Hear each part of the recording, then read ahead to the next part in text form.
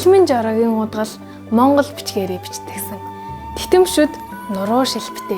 Тэр чигээрээ хүн бичиг минь.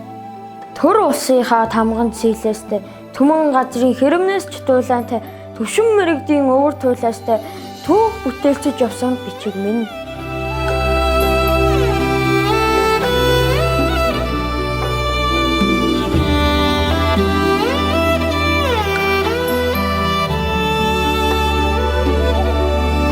Харанхуй шөнийн цахилгаан цахихад хаялга цацлах нь зурлцах шиг болдог.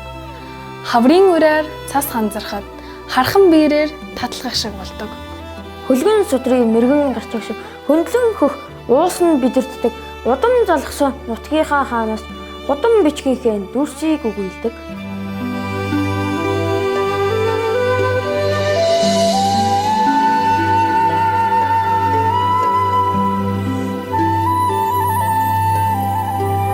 Хүн бүр Монгол бичгээ сурцгаая.